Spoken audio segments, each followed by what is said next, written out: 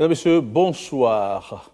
Liberté de presse. Le Bénin, précédemment 78e, aurait-il chuté pour se retrouver au rang de 84e? C'est du moins ce que dit Reporters sans frontières. La question est de savoir si RSF ne s'est pas trompé.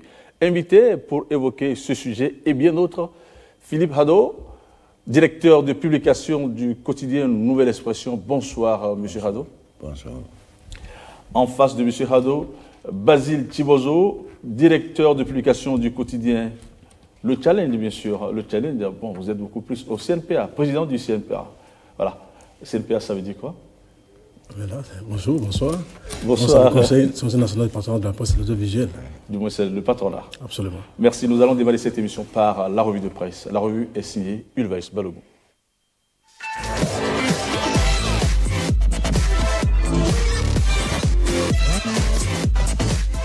Fidèles amis de Club Média 7, le chef de l'État, Patrice Talon, a accordé dimanche dernier un entretien exclusif aux médias internationaux. Entretien relayé abondamment par les quotidiens. Info Plus titre en manchette, Patrice Talon face à TV5, RFI et Le Monde.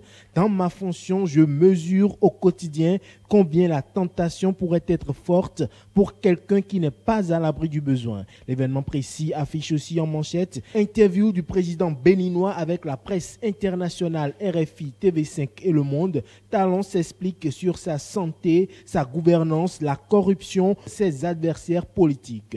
Grand oral sur l'émission internationale de TV5, RFI et Le Monde. Talon décline ses priorités pour le reste de son mandat, peut-on lire à la une de l'actualité. Même chose à la une de l'Économiste, émission internationale de TV5, RFI et Le Monde. Talon clarifie ses ambitions pour le Bénin. Notre temps, le label reprend l'une des déclarations du chef de l'État face à la presse internationale. Citation, l'emploi ne se décrète pas. Il vient à la suite de la relève de l'économie. Et en cela, je peux vous dire que les indicateurs sont bons et nous allons pouvoir le constater dans quelques mois. Fin de citation. La Nation pour sa part titre, Patrice Talon sur TV5 Monde hier, le mandat unique n'est plus d'actualité. Le journal s'interroge, va-t-il briguer un second mandat ou non? Patrice Talon, président de la République du Bénin, ne le sait pas encore. Le mandat unique n'est plus d'actualité, en tout cas pour le moment, ni un fondamental à l'heure où je vous parle. Cette question peut revenir, a répondu le chef de l'État face aux journalistes de TV5 Monde, RFI et Le Monde. Le chef de l'État souligne également être candidat à nouveau en 2021 relève de mon droit le plus absolu. Je n'ai pas aujourd'hui à me prononcer là-dessus parce que ce n'est pas cela qui m'a motivé dans ma réforme. Fin de citation.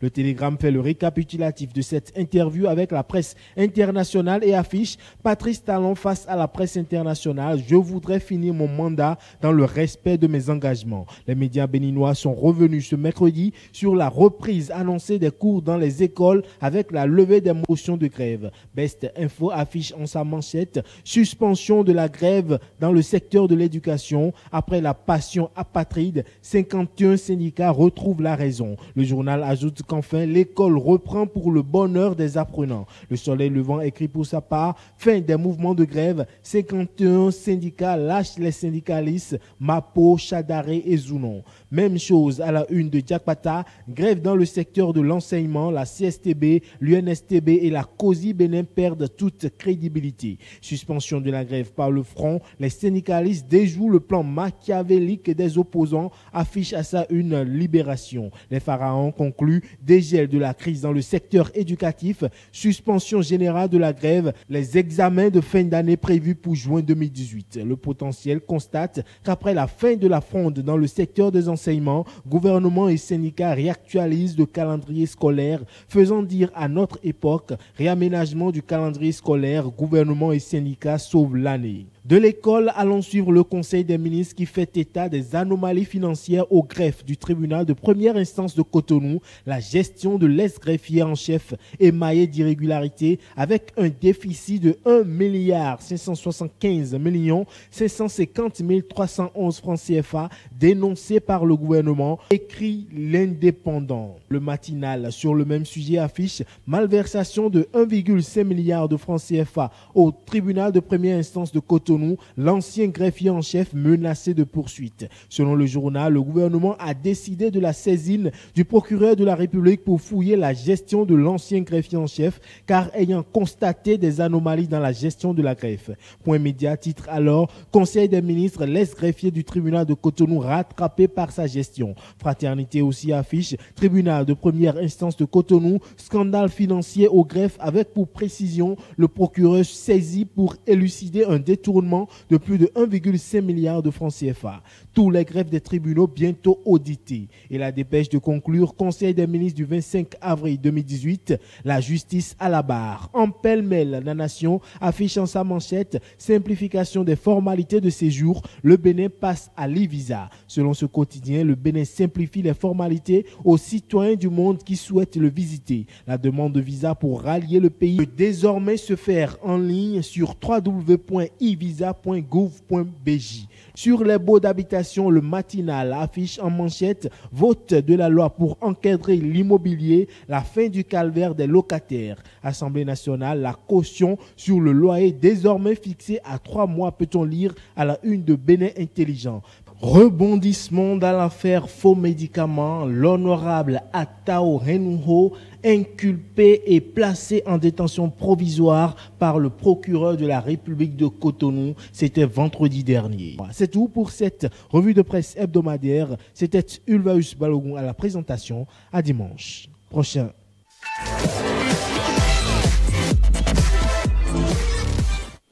Merci à vous, Ulvaeus Balogun. Eh bien, nous allons démarrer justement par l'interpellation du baron des faux médicaments au Bénin, Monsieur Atao Renouho. Comment est-ce que vous avez accueilli la nouvelle de son interpellation, Brice Baziti-Bozo?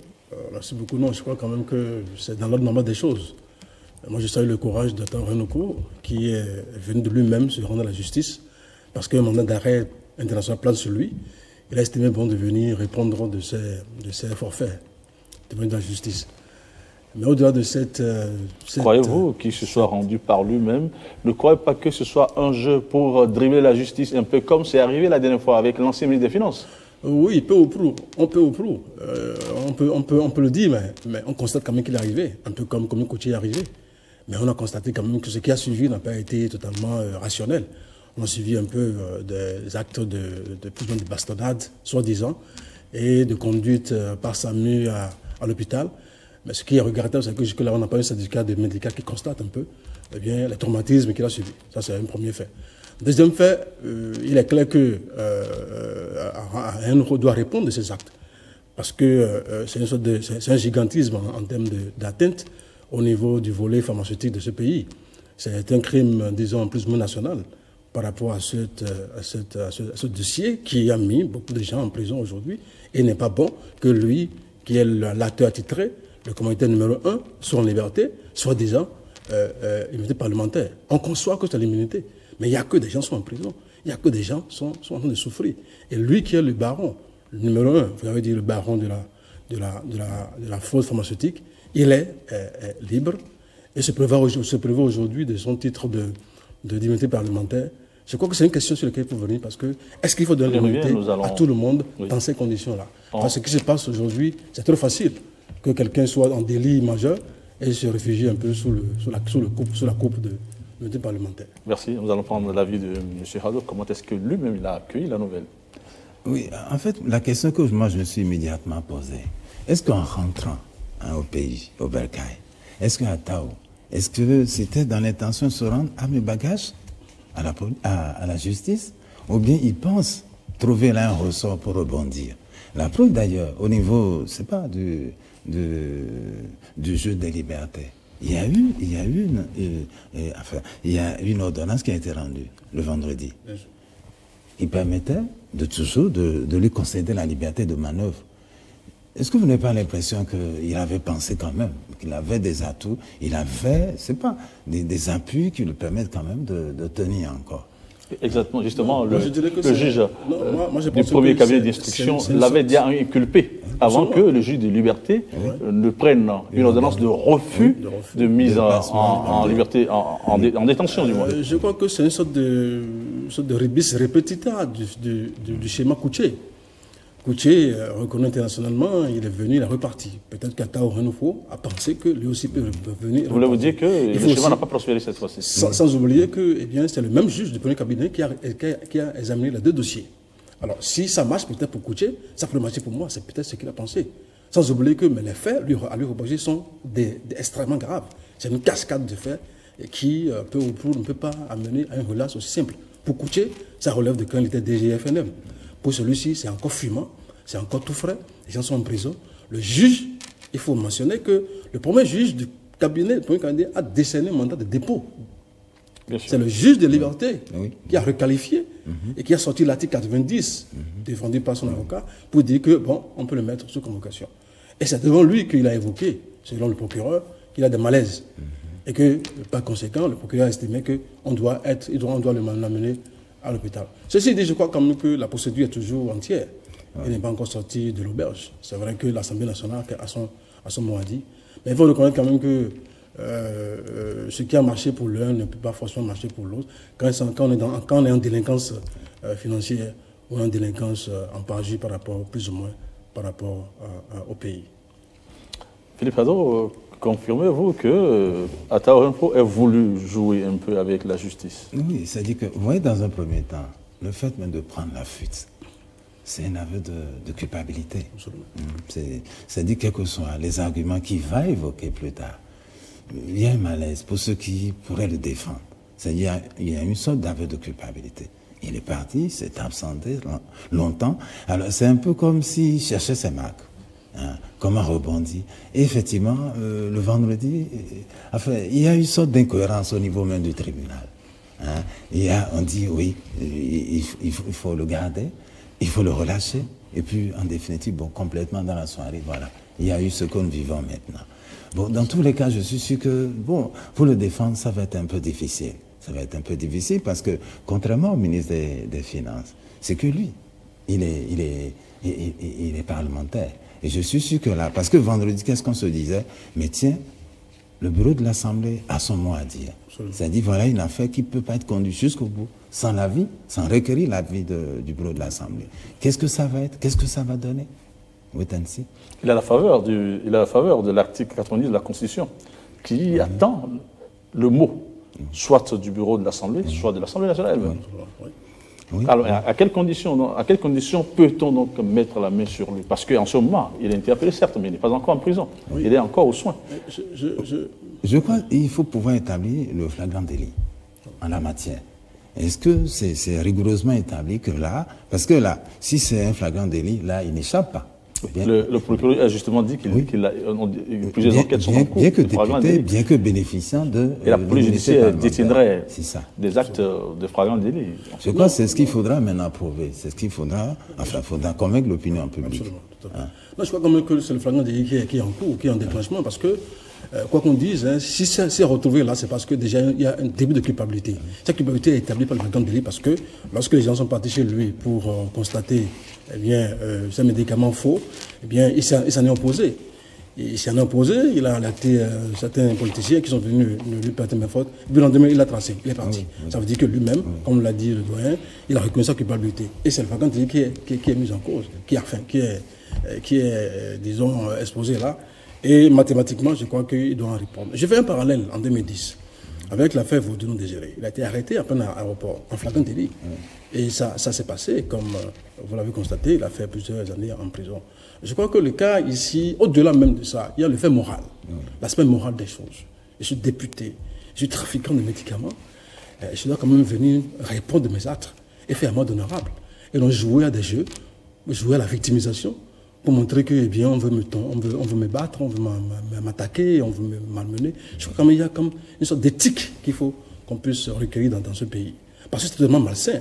qu'on soit dans cette situation, que beaucoup de gens soient dialysés par le fait de vos comportements, que des gens soient en prison, 4 ans de prison, pour des grands messieurs de GAPOB, de BIFA, etc., et que vous venez, et que, eh bien, vous soyez... Tout à l'heure, j'ai suivi une vidéo où, à l'hôpital, il était en train de parler, ce qui est extraordinaire. Celui qui a été molesté, celui qui a le bastonné, mais il était à l'aise, il parlait dans une vidéo que j'ai suivie. Justement, la question que je voudrais poser est quelle pourrait être la suite? Il est actuellement à l'hôpital, soi-disant qu'il est malade. Quelle pourra être la suite s'il sort de l'hôpital? Serait-ce pour rentrer chez lui encore au bécail? Serait-ce pour aller en prison ou quoi? Oui, mais apparemment, c'est pour la prison. C'est pour la prison, à moins qu'un temps, le bureau de l'Assemblée intervienne. Oui, est-ce que... Enfin, c'est de pouvoir faire en sorte que le mot de l'Assemblée soit plus fort que celui de la justice. Hein, celui de la justice. Est-ce que, je ne vois pas, c'est pas un conflit entre la justice, le Parlement, comment ça va se faire? C'est vrai qu'on a d'un côté le législateur et le juge, comment ça va se faire? C'est-à-dire chacun aura à défendre, c'est-à-dire qu'il faut avoir suffisamment d'arguments pour monter au créneau. À l'hôpital, dans ces conditions, n'est-ce pas comme être en prison? Oui. Non, je crois quand même que c'est qu'il est sous convocation. Quoi qu'on dise, soit sous convocation, ça dit que son avocat a reconnu que ce n'est pas fini du tout. Oui. Que c'est juste parce que le juge de la liberté a ordonné sa relâche, mais il est sous convocation, il doit revenir. L'Assemblée nationale est déterminante par rapport à la suite de la procédure. Je crois quand même que ce n'est pas aussi facile. Il n'est pas celui de l'auberge, je ne pense pas. Je ne pense pas. Et si on le procureur, c'est le procureur qui a ordonné à ce que le SAMU vienne le chercher, ça veut dire que certainement il y a un dispositif sécuritaire qui est autour de lui. Il peut pas sortir comme ça sans qu'il y ait une suite en ce qui concerne la procédure. Voilà. Restons donc avec la justice pour évoquer donc cette malversation financière survenue donc au greffe de Cotonou, plus de 2,5 milliards détournés par un certain Abou Seydou. Comment cela aurait-il été possible? Eh bien, vous savez, nous sommes bien et puis ça s'est passé. Vous savez, on dit que le ridicule ne tue pas ici dans notre pays. Et quand on voit la qualité de la personne, on voit tout ce qu'il a fait dans ce pays, tous les dons qu'il fait, tous les parrainages qu'il fait, on ne peut pas comprendre un seul instant que ce monsieur soit dans du faux à ce niveau-là. Je crois quand même que ça pose un véritable problème, parce qu'au-delà de ça, il y a que l'homme a refusé de passer service pendant 5 mois, avant de passer service. Plus grave encore, il s'agit des fonds de justice, c'est-à-dire que les fonds qui sont sous-scellés, les cautions et autres là, dans lesquels eh bien, la main a été mise pour en siphonner de façon aussi grandiloquente. Mais ça pose problème. Monsieur Rado, comment serons-nous arrivés là alors qu'il est intéressé au service de l'État? Oui, et puis d'autant que nous avons affaire à la justice. C'est eux qui sont chargés de dire le droit, c'est eux qui sont chargés de faire justice à la veuve ou à l'orphelin. Comment est-ce que ça a pu se passer? Parce que d'autant que, en fait, on s'imagine quand même que les fonds que ce monsieur, dont il avait quand même la gestion, ou bien, je sais pas, il avait le contrôle, j'imagine quand même que lui-même, il doit être suivi, il doit être contrôlé. Il devrait avoir des mesures de suivi. Justement, est-ce qu'on peut confier la question qu'on se pose est de savoir si les contrôles, les audits ne sont pas courants dans la maison justice au Bénin. Oui, et la preuve d'ailleurs nous dit que on a dû lui forcer la main pour qu'il passe service. 5 mois après. Oui, il était déjà à la retraite. Oui, bien sûr. C'est curieux, c'est curieux. Non, moi je crois quand même, et c'est peut-être là qu'il faut comprendre la décision du Conseil des ministres qui dit que désormais là, c'est-à-dire que les grèves seront auditées. Donc au-delà du cas de Seydou, c'est que c'est tout le monde qui est concerné. C'est tout le monde qui est concerné. Et il faut craindre qu'on en arrive, je ne sais pas, qui est vraiment, je ne sais pas, c'est-à-dire que ça va être des scandales en cascade. Hein. Et c'est ce qu'il faut craindre. Oui. Non, je veux dire simplement que je crois que il faut creuser pour savoir ce qui se passe là et apporter toute la réplique nécessaire, toute la frappe nécessaire. Il faut un peu faire comme les frères de justice criminelle dans ce pays où on a connu des juges qui ont été radiés systématiquement de la fonction publique. Il faut en arriver là, parce qu'on ne peut pas comprendre que eh bien, nos greffes soient aussi gangrénées. Je crois que la toge des greffiers a été sérieusement maculée. Et c'est triste. Oui, moi je voudrais ajouter aussi ceci.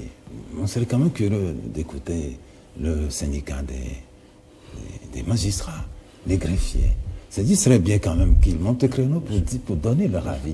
Parce que jusque-là, on a entendu que le gouvernement, même le mise en cause, ce serait quand même bien qu'on entende. Ou tout au moins les associations. Non pas que les associations soient complices, mais quand même, leur voix compte. C'est-à-dire dans le cas d'espèce.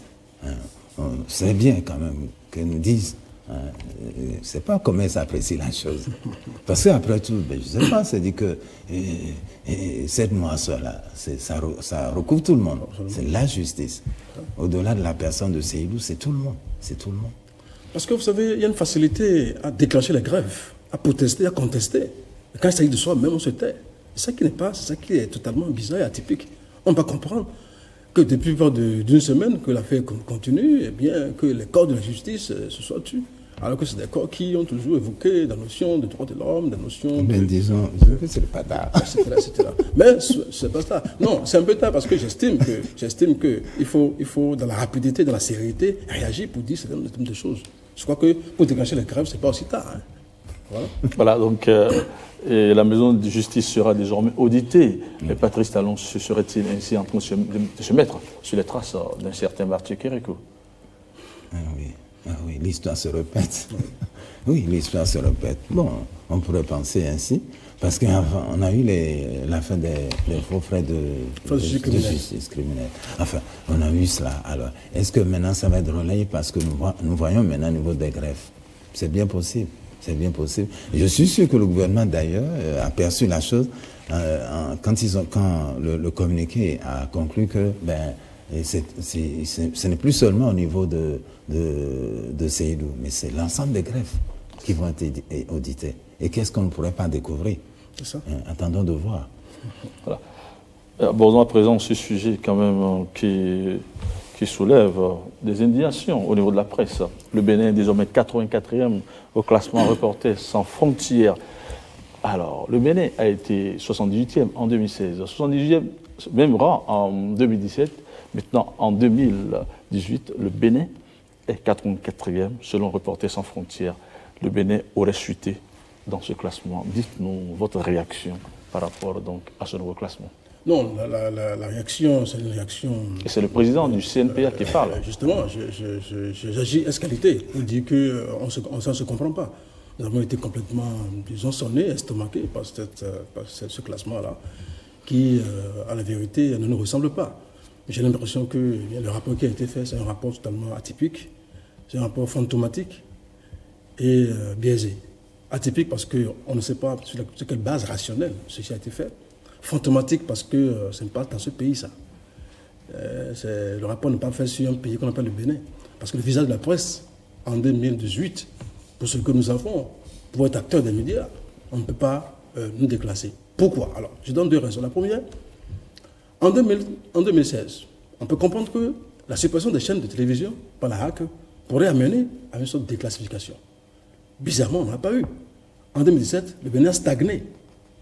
En 2018, pendant qu'en 2017, il n'y a aucun acte de ce genre-là, qu'il n'y a aucun journaliste qui a été prisonnier, qu'il n'y ait pas de rédaction violentée, qu'il n'y ait pas de journalistes en prison où les peines de liberté ont été respectées dans les cours et tribunaux, on doit comprendre qu'on soit déclassé. La déclassification tient de quoi? Est basée sur quoi? Sur quelles normes? Sur quelle rationalité? En ce qui concerne la presse, le patronat de la presse, l'UPMB, nous étonnons. Pour dire que ces classifications-là, en vérité, ne sont pas des démarches rationnelles et que les représentants de Reporters sans frontières au Bénin, eh bien, doivent faire un travail plus sérieux, plus élaboré. On ne peut pas parler de la presse sans parler du CNPA au Bénin. On ne peut pas parler de la presse sans l'UPMB. Armand Froger, le responsable Afrique de Reporters sans frontières, persiste et signe. Oui. Parce qu'après, le président de l'UPMB, il est passé, lui-même il est passé, Armand Froger est passé sur d'autres plateaux pour confirmer. Il dit du moins que la chose est vraie. Non, il persiste. Et signe, non. Il persiste, il persévère, il signe. Mais nous contestons cette trilogie-là. Parce que c'est nous qui sommes là. Armand Froger n'est pas béninois, il ne connaît pas la réalité du Bénin. Je vais souhaiter que ce soit un reporter, un journaliste béninois, qui soit le représentant, qui, du point de vue de la société de la presse béninoise, puisse faire les rapports. Armand Froger, on ne le connaît pas. Peut-être qu'il a dit des questionnaires ont été envoyés. À qui? On ne peut pas envoyer de questionnaires de la presse aujourd'hui. Est-ce que Reporters sans frontières a un correspondant? Ça passe par le CNPA, qui sont les structures que les organes, que les journalistes eux-mêmes et les patrons de presse ont installés. Nous sommes au fait de tout ce qui concerne la presse dans ce pays et on ne peut pas, en alpha, en oméga, faire des déclarations de ce genre sans nous contacter. C'est pourquoi nous nous étonnons de cette déclassification qui, encore une fois, est totalement fantomatique. Philippe Hadou, vous êtes directeur de publication de Nouvelle Expression, vous êtes journaliste, ça fait longtemps, vous avez été rédacteur en chef du quotidien de La Nation, à un moment où ce quotidien n'avait pas de directeur de publication, c'était presque l'époque révolutionnaire. Et juste au lendemain, vous êtes resté encore, vous avez vu beaucoup de choses, vous avez vu Reporters sans frontières dans ces classements, mais ce qui vient d'être dit par rapport à cette année, par rapport à l'année 2018, et qu'est-ce que cela vous suggère? En fait, moi, ce qui me gêne dans la réaction des associations fêtières, dont Thibodeau en est l'un des responsables, c'est un peu cette levée de bouclier. On a vu Reporters sans frontières quand les choses marchaient bien, quand le Bénin caracolait au niveau du peloton des têtes. C'était bien Reporters sans frontières. Mais parce qu'on dit non, balayez, faites plus d'efforts à balayer devant votre porte. Et que tout de suite, on trouve que non, Reporters sans frontières a mal fait, a mal apprécié. Je crois, et Basile a reconnu quand même, que Reporters sans frontières, non, cette association, elle agit sur la base de données. Bon, maintenant, c'est de vérifier. C'est de vérifier. Mais ce qui est sûr, c'est que ça n'a pas été décrété. Hein. Ça n'a pas été décrété. C'est-à-dire qu'il ne faut pas qu'on donne l'impression que ça, c'est une réaction de mauvais perdants. Non, nous n'allons pas crucifier Reporters sans frontières parce qu'aujourd'hui, le Bénin occupe le 78e. Monsieur Philippe Hadou, vous êtes sûr que Reporters sans frontières ne s'est pas trompé? En fait, moi, je dis chacun joue son rôle, hein, chacun dans son rôle. Au niveau des associations fêtières, l'UPMB, CNPA, en fait, ce qui se passe, ils sont bien informés, ils sont bien au fait de ce qui se passe. Qu'est-ce qui se passe? Mais en même temps, c'est quoi? On ne peut pas être à la fenêtre et se voir marcher dans la rue. On a besoin aussi de l'avis des autres, de ceux qui de dehors nous regardent. Moi, je crois, aujourd'hui, qu'est-ce qui se passe là? Quand vous prenez je me limite aux journaux. Vous prenez 2 journaux. Sur les mêmes faits, on se demande, mais pourquoi est-ce que l'un n'a vu que ça et l'autre ça? Oui. Philippe Hadou, au long des arguments évoqués par Reporters sans frontières, on dit que l'opposition n'a pas de place, du moins la télévision nationale accorde peu de place à l'opposition, par exemple. On aimerait avoir votre avis là-dessus. Non, c'est-à-dire, en fait, je concède une chose. Hein, c'est qu'au niveau des associations fêtières, comme d'ailleurs au niveau de chacun de nous, on sait qu'il y a des choses dont nous sommes sûrs, que rien n'a bougé, rien n'a changé, et que l'appréciation, elle est sûrement biaisée. Hein. Bon, mais au-delà de tout cela, il ne faut pas oublier que c'est toujours ce même Reporters sans frontières qui a toujours dit et soutenu que le Bénin était, je ne sais pas un bon exemple en Afrique, etc. Donc, on peut contester, mais c'est la forme qu'on donne à la chose. D'accord. C'est la forme Vous êtes d'accord qu'on peut contester? Parce que ce qui va se passer, c'est quoi? Nous donnons les moyens aux autres qui nous utilisent nos services de nous dire oui, c'est eux les médiocres. Parce que vous voyez, qu'est-ce qui se passe souvent? Quand on parle de la corruption, c'est souvent les journalistes. C'est eux qui courent après les perdiens. C'est eux qui arnaquent. Mais qu'est-ce que... non, c'est-à-dire, rien qu'au niveau des statistiques, au niveau des chiffres, qu'est-ce que c'est? C'est pas grand-chose. Ça ne veut pas dire que le fait... Enfin, ce qui est corruption n'est pas corruption. Mais quand même, je crois, il faut savoir raison garder. C'est-à-dire, c'est la manière de s'attaquer à l'institution. Reporters sans frontières estime que la télévision nationale accorde très peu de place à l'opposition. Je vais essayer de vous prouver que c'est faux. Dans la soirée du jeudi 4, nous avons programmé sur la télévision nationale une activité pour le vendredi 5 janvier 2018. Il s'agit d'un point de presse du Front pour le sursaut patriotique. Cela a été bien programmé. Le dimanche 21, nous avons programmé une activité pour le lundi 22 janvier.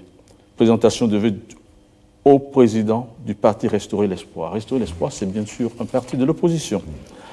Pour le dimanche 25 mars 2018, nous avons programmé un meeting, le meeting du parti de Sébastien Adjavon, même s'ils ne sont pas venus chercher l'équipe. Cela a été programmé.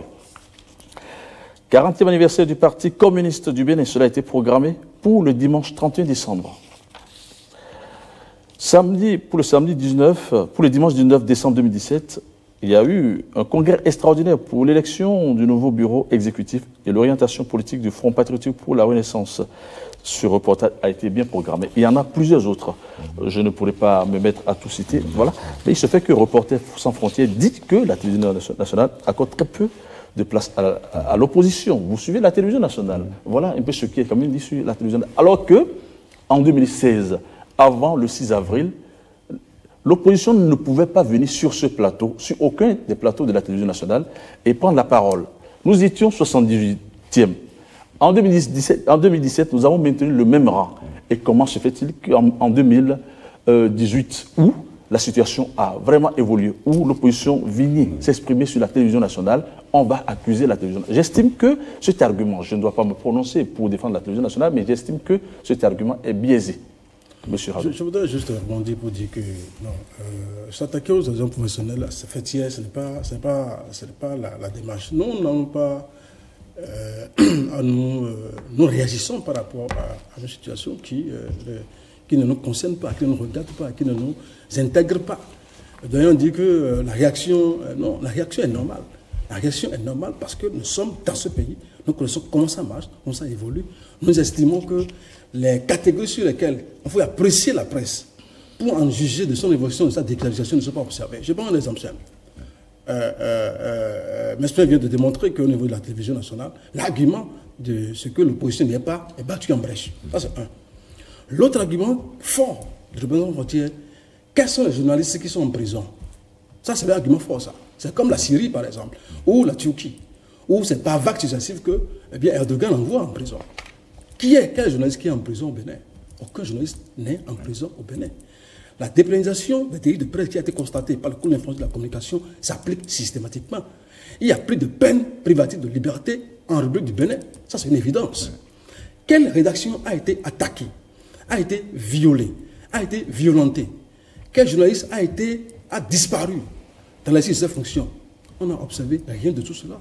C'est pourquoi nous sommes dans l'étonnement. On n'est pas dans la diabolisation. Les mots pour diaboliser, on les connaît. Nous sommes dans l'étonnement. Nous sommes dans la surprise de ce qu'on nous déclasse. Souffrez que nous réagissons comme ça, parce que c'est notre métier, ça. Et quelqu'un d'autre ne peut pas, de l'extérieur, apprécier de cette manière notre métier pour nous. À la rigueur, quand on fait un rapport contradictoire. On fait un rapport, on s'adresse à ceux qui, fondamentalement, sont dans le système des rapports. Nous sommes là, on n'a jamais été abordé par le monsieur Forger dont on a parlé, ni le PMB, ni le CNPA, ni la structure. Et puis, on sort un rapport. Nous avons le droit de réagir. Maintenant, si ce que je dis est faux, qu'on donne la preuve du contraire, si au moins une seule fois au Bénin, en 2017, un organe de presse ou bien un journaliste a été emprisonné, je vais donner quitus à l'Organisation frontière pour nous déclasser. Et j'ai bien dit qu'en 2016, compte tenu des fermetures des sommes qui ont été observées par la RAC, nous avons mérité d'avoir stagné. Je n'ai pas refusé ça. Mais si après il n'y a plus rien, et qu'on nous dit que nous avons perdu 4 places, maintenant, si Reporters sans frontières dit qu'on est premier en 2005 et dit qu'aujourd'hui on est 84e, c'est parce qu'on a été fiers, parce qu'on a été premier, qu'on ne s'est pas fiers, qu'on ne s'est pas désapprouvé la démarche bancale qui a mené à ça. Non? Oui, je crois quand même que vous dites les mêmes choses. C'est la manière que M.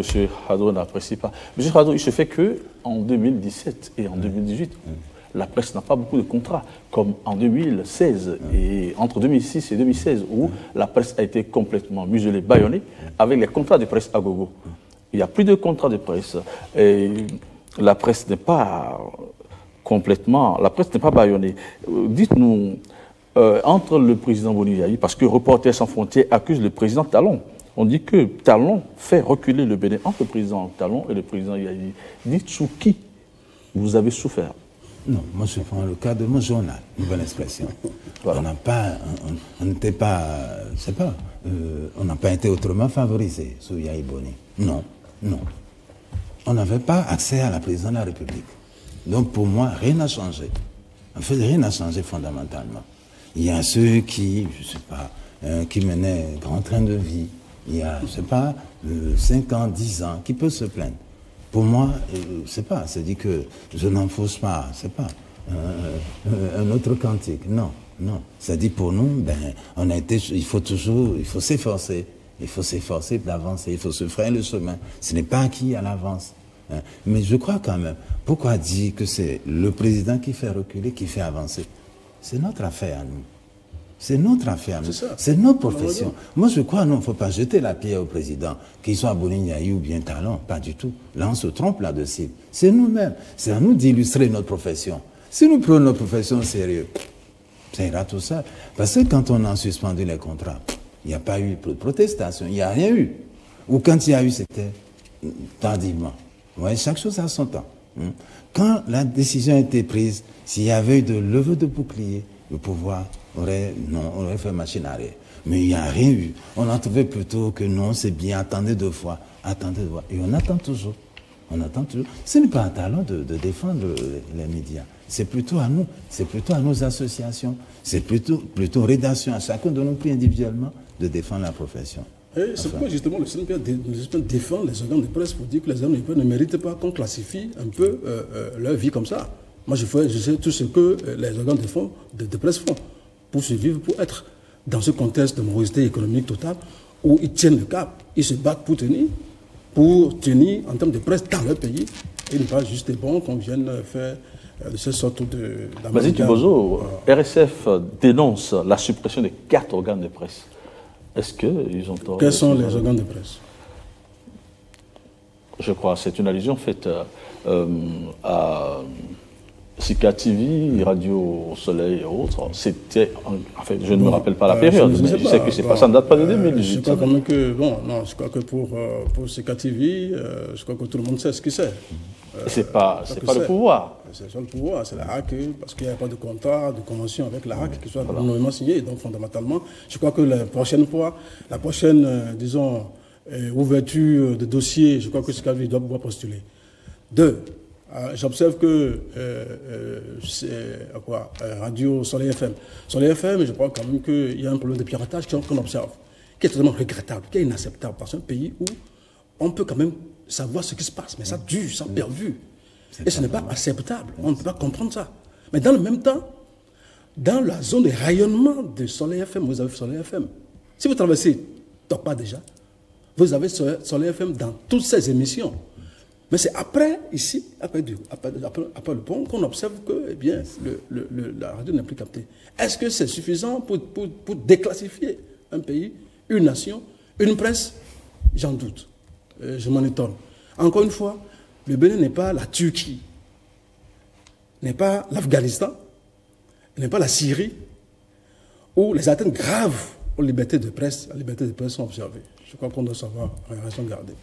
Oui, ben, cela dit, qu'est-ce qui est amélioré, M. Khado? Il y a quand même des choses à améliorer. Tout ne serait pas rose. Absolument, il y a tellement de choses à améliorer. Oui, voilà. Moi, je crois, par exemple, ça dit que quand Basile s'étonne, c'est pas, il dit que nous ne méritons pas ce sort. Mais non, ça dit que qu'est-ce que le CNP a fait? Ça dit par exemple sur un dossier comme la suspension des contrats. Qu'est-ce que le CNP a fait? Qu'est-ce que l'UPMB fait? C'est ça. C'est important. C'est-à-dire, regardez l'état de l'économie. Ce n'est pas nouveau. Hein? Il peut y avoir peut-être une sorte de régression ou d'avancée, etc. Mais qu'importe, c'est qu'une économie comme celle du Bénin n'a pas les moyens de soutenir. C'est pas de faire fonctionner à plein régime des médias. Donc, on a besoin de l'appui de l'État sous forme de contrat, l'aide à la presse également. Alors, pendant que ça ne marche pas, qu'est-ce que le CNP a fait? Oui, d'accord, ça c'est une question un peu verticale, hein, qui quitte l'horizontalité pour la verticalité. D'accord. Oui, j'observe que c'est une question directe. Non, je vais réagir, non, je vais répondre. Non, au doyen, qu'est-ce que le CNP a fait? Je crois que nous avons sorti un communiqué pour en faire une suite chaotique de lobby total en ce qui concerne cette suppression-là. Aujourd'hui, nous sommes en train d'arracher les abonnements, parce que les abonnements ne sont pas, vous savez. Je vous dis, doyen Rado, à partir de peut-être d'ici là, on vous appelle pour signer un contrat d'abonnement. Les abonnements ont commencé dans les ministères. C'est le lobbying du CNPA, ça. Bientôt, on ira au contrat. Deuxième chose, vous savez que l'aide de l'État est une aide totalement squelettique, qui ne couvre pas le truc. Il faut aller au fond. Article 39 du Code de l'information et de la communication. Le fonds, on s'est battu déjà pour ça. Nous sommes à un cheveu de la mise en place du fonds. Et le fonds, c'est au moins 2 milliards. Parce que les organisations professionnelles ont déjà désigné les 3 représentants. La HAC a désigné son représentant, il ne reste que le gouvernement, pour aller au fond. Ce fonds-là permet d'avoir des grands projets structurants pour les organes de presse.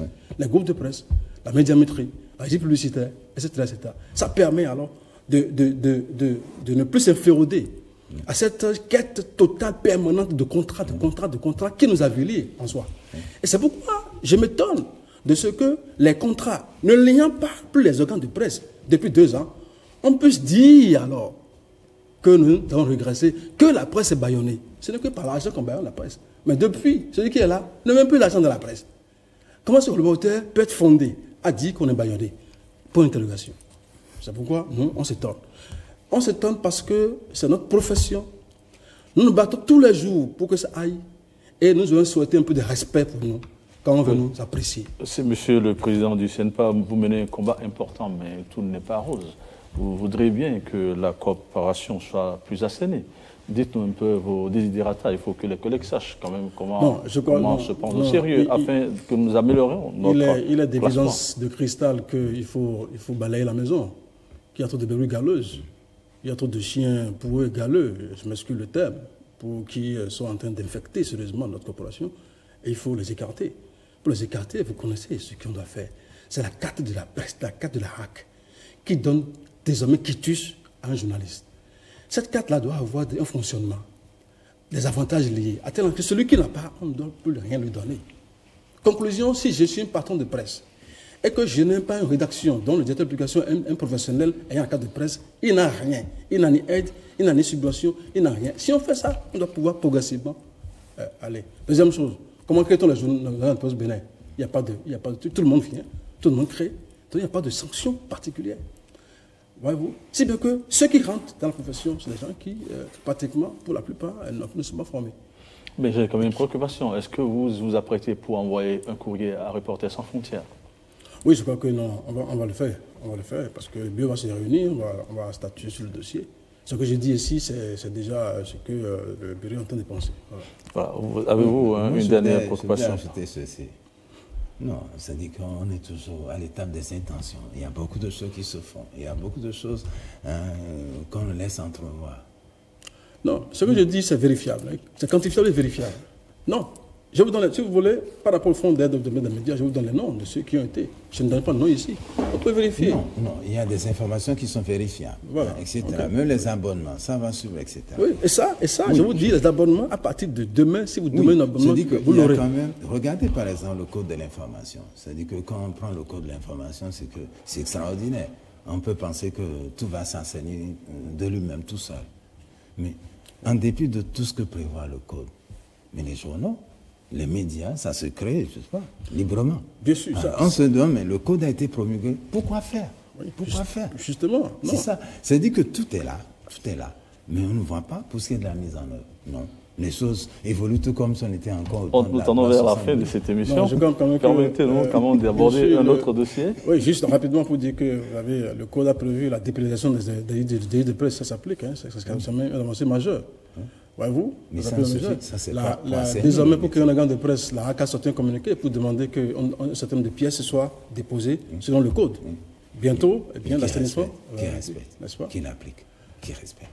Mais ce sera fait. C'est la HAC qui a le lead dans ce niveau-là. La HAC a déjà lancé. Vous avez même déposé vous-même. D'accord, nous irons très rapidement par rapport au dernier point, c'est la reprise des cours. Les enseignants ont repris le chemin de l'école après plus de 3 mois de débrayage. Mais cette reprise est-elle synonyme d'avancée, conformément aux souhaits des syndicalistes?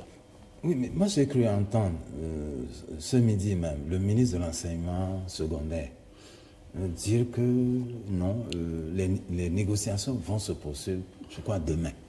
Donc ce qui laisse croire qu'il y a encore, non, c'est-à-dire que tout n'est pas si parfait. Comme parents d'élèves, c'est bien que les choses de l'école, c'est pas fonctionne à plein régime dans le sens que les enfants, les enseignants, tout le monde a repris le chemin de l'école. Mais dans la réalité, non, à commencer par le ministre de tutelle, non. Je crois ce qu'il a dit, ça laisse croire que non, tout n'est pas si rose que ça. Voilà. Non, ce que je pense, c'est que moi j'observe que sur les 53 syndicats qui étaient en grève, 51 ont lancé la motion de suspension. Il ne reste que 3. Les 3, la CSTB, la COSI, et l'UNSTB. Oui. La négociation dont parle le doyen, c'est par rapport à ça. Le jeudi prochain, les négociations vont continuer. Mais les cours ont repris. 3 mois après, le dégel a eu déjà observé, tout le monde est fatigué, fondamentalement, et même les syndicalistes, et les gravistes, et les les enfants, je crois que les cours ont repris. Souhaitons cela, que les trois qui restent entrent dans le jeu. Mais je rappelle que pour l'histoire, la CSDB ne lâche jamais de grève. Les cours ont repris, les enseignants eux-mêmes continuent de dire qu'il n'y a pas eu d'avancée. Est-ce à dire qu'ils ont capitulé ou ils reculent pour mieux sauter? Non, je crois quand même qu'il faut souhaiter. Il faut d'abord saluer le fait que la reprise ait lieu. Parce qu'au-delà de tout ça, notre pays, c'est notre système éducatif, on a les droits dans le mur. Mais quand vous voyez un peu, disons, la taxonomie des grèves, disons, l'oscillation, l'ondulation de ces grèves-là, on se rend compte que fondamentalement, eh bien, on aurait pu répondre depuis longtemps. Parce qu'on a tiré, il y a des défalcations, etc., etc. Ils ont repris même, quoique défalqués. Ça pose en termes un problème en ce qui concerne les grèves au Bénin. Lorsque les grèves sont galvaudées de cette manière-là, plus personne ne prendra au sérieux une motion de grève. C'est ce qui va se passer, malheureusement. Et personne, fondamentalement, ne va plus déclencher des grèves comme ça parce que les défalcations sont là, malheureusement. Oui, Philippe Rado. Oui, mais c'est vrai qu'il y a une forme d'essoufflement au niveau du mouvement, c'est vrai. Et là, il faut craindre que dans les salles, dans les écoles, que cela puisse se ressentir, c'est-à-dire sur la qualité du travail des enseignants et des enfants aussi, des élèves, étudiants. Ça, c'est ce qu'il faut craindre. Donc, parce qu'au-delà de tout, non, il faut souhaiter que les négociations qui vont continuer, mais que ça puisse déboucher sur, c'est pas un accord où tout le monde y trouve son compte. Oui, dans ce sens-là, ça va être vraiment, on reprend les cours, mais parce qu'il y a eu essoufflement, point de trait. Pour ce que moi j'ai compris, c'est ce que peut-être le gouvernement avait souhaité que les syndicalistes font maintenant. Parce que pendant longtemps, le gouvernement avait souhaité que, eh bien, à la reprise, on négocie maintenant la défalcation. Pendant longtemps, on a laissé perdurer. Maintenant, ils ont repris spontanément, de façon, disons, en cascade. Maintenant que c'est fait, on aurait souhaité que le gouvernement puisse rentrer en négociation pour au moins faire le débat en ce qui concerne la défalcation. Parce que, quoi qu'on dise, il y a été défalqué, on peut même faire le débat sur la défalcation et essayer peut-être de remettre peu à peu cette défalcation-là, je pense. Le porte-parole du Front estime que le Front ne doit pas servir de caution à deux entités politiques. À quoi fait-il allusion? Politique. Ah oui. Oui. Non, je crois que on le prend moi je prends cette déclaration sur les mots. C'est-à-dire qu'ils ont estimé que peut-être qu'ils sont victimes d'une sorte de guerre entre deux camps dans laquelle ils ne voudraient plus continuer. Ils se sont rendus compte alors que eh bien, c'est le fleuron moucheté, quoi. C'est-à-dire que les chiens sont rentrés, qu'il y a une bagarre politique, et ils sont, disons... À un moment donné, ils étaient politisés. Oui, c'est-à-dire qu'il y a une sorte d'instrumentalisation du front. C'est ça. Toujours lui, je parle du porte-parole, Éric Roméo Pétos, il dit le mouvement prenait des directions multiples. À quoi fait-il allusion? Oui, je pense qu'il faut toujours... Enfin, il faut faire une approche politique. Hein. C'est vrai que là, c'est des revendications professionnelles, mais dans la réalité, on sait que chacun essaie quand même d'avoir avec lui les contestataires, ceux qui cherchent à remettre en cause l'ordre existant. Et c'est là où, bon, c'est évident, chacun dans son rôle. L'opposition se trouve des partenaires. Et le pouvoir aussi se doit de reprendre la main. Et dans cette guerre, alors, qui risque d'être sacrifié, c'est le front. Hein? Moi j'observe une sorte de chaos total au niveau des associations, au niveau des syndicats, parce que les confédérations ne sont plus respectées. Parce que lorsqu'ils lèvent une motion de grève, il y a des syndicats de base qui refusent. Si vous regardez le cas de l'enseignement primaire, les juges ils ont levé. Le lendemain, il y a des syndicats qui ont dit jamais on ne les connaît pas, c'est des traites. Le jour où un autre syndicat a levé, il dit non, c'est des traites, etc., etc. C'est bien que fondamentalement, les confédérations ont peur de lever pour avoir la réplique au niveau de la base. C'est tout ça là qui a amené à toute cette bagaille-là qu'on a observée. Ça veut dire qu'il faut revoir complètement le système syndical dans notre pays. Qu'est-ce qu'il a souhaité pour les jours à venir? Parce que les examens sont pour le mois de juillet. Oui, en fait, ce qui vient d'être amorcé, c'est-à-dire qu'il y avait 51 syndicats qui ont repris le chemin, qui ont levé le mot d'ordre de grève. C'est souhaitable que les syndicats qui ne répondent pas encore à l'appel, bon, pour sûr. Parce qu'en fait, c'est quoi? C'est les enfants, c'est eux qui sont sacrifiés, c'est l'école, c'est l'éducation. C'est vrai, on ne peut pas nier les revendications, c'est pas des enseignants, elles sont là. Mais il faut savoir raison garder. C'est-à-dire jusqu'où les enseignants peuvent avancer, c'est-à-dire tenant à obtenir coûte que coûte ce qu'ils veulent, sans pour autant perdre la crédibilité au niveau des parents, au niveau de l'opinion publique. Parce qu'après tout, non, il y a quand même le grand juge, c'est l'opinion publique. Est-ce qu'on est prêt à payer le prix, c'est-à-dire à se saborder? Je crois que c'est là où il est souhaitable que tout rentre dans l'ordre. Il faut sauver l'école béninoise. Sauver l'école béninoise. Il faut sauver l'école, c'est que le calendrier a été établi, mais vous savez, c'est imparable. Vous allez voir le taux d'échec qui sera massif au niveau de l'enseignement public, contrairement au privé qui ont pratiquement déjà bloqué le programme. Et c'est ça le véritable problème qui se pose. À terme, qu'est-ce que ça veut dire? C'est que nous allons former pendant des années des cancres qui finalement prennent... En fait, on est en train de sacrifier l'école publique. Sacrifier l'école, systématiquement. L'école publique, on est en train de la sacrifier. Parce qu'un parent, quand même, tant qu'il peut se payer les moyens, alors c'est le privé, hein, c'est le privé. C'est ça. C'est le privé. Bon. Merci à vous. Je crois que cette émission est à sa fin. Basile Thibozo, directeur de publication du quotidien Le Challenge, président du patronat de la presse, bien sûr, CNPA. Merci d'être venu sur ce plateau. C'est moi, merci. Philippe Rado, directeur de publication du quotidien Nouvelle Expression, ancien rédacteur en chef de La Nation, bien sûr. Merci d'être venu sur ce plateau. Merci. C'est plutôt à moi de vous dire merci. Portez-vous bien. Merci. Merci.